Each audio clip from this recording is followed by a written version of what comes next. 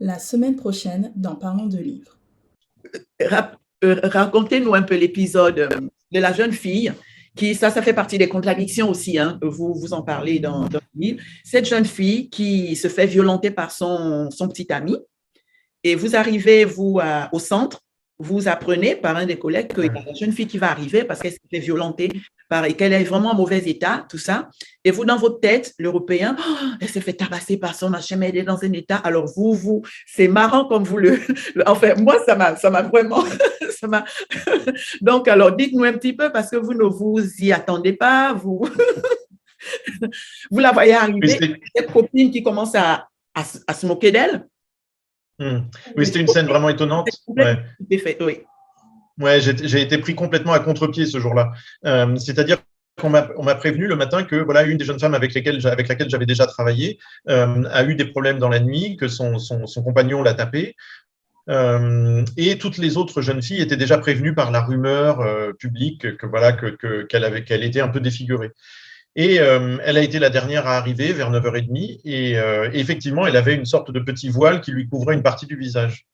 Et elle a voulu traverser la petite cour, mais toutes les autres filles lui sont tombées dessus. Et moi, je pensais que cet élan vers elle, c'était pour la consoler, c'était pour lui donner des marques d'affection, et en fait, pas du tout. C'était pour se moquer d'elle, c'était pour essayer de lui enlever son voile, pour essayer de faire semblant de la prendre en photo avec l'œil tout abîmé, etc. Et donc, j'ai vraiment été très surpris, ahuri, et puis presque choqué par moi ce que je voyais comme une trace de méchanceté. Mais comme j'ai vu que les formateurs ne bougeaient pas, je me suis dit intérieurement, ne bouge pas parce que c'est pas à toi d'intervenir. Peut-être qu'il y a quelque chose qui t'échappe dans cette scène. Peut-être qu'il y a quelque chose que tu n'es pas en mesure de comprendre. Donc j'ai laissé faire.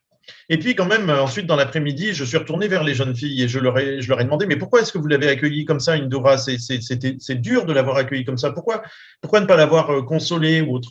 Et en fait, la première réponse qu'elles m'ont toutes faite, ça a été de dire, si nous la consolons, ça va l'accabler encore plus. En fait, on a besoin, comme ça, de faire semblant de se moquer. On a besoin de faire semblant de la houspiller, pour essayer de la convaincre que ça n'est pas grave ce qui lui est arrivé, pour essayer de faire qu'elle reste avec nous plutôt que de sombrer intérieurement. Et ça, j'ai été très, très surpris parce qu'en fait, ça montrait qu'elles avaient été au contraire très attentives à ce qui lui était arrivé et qu'elles savaient exactement. Pardon. Le choc culturel. Oui, exactement, c'est exactement ça. C'est-à-dire qu'à ce moment-là, je ne suis pas capable de comprendre mieux qu'elles ce qui leur arrive. Et il n'y a que elles pour avoir cette espèce d'expertise.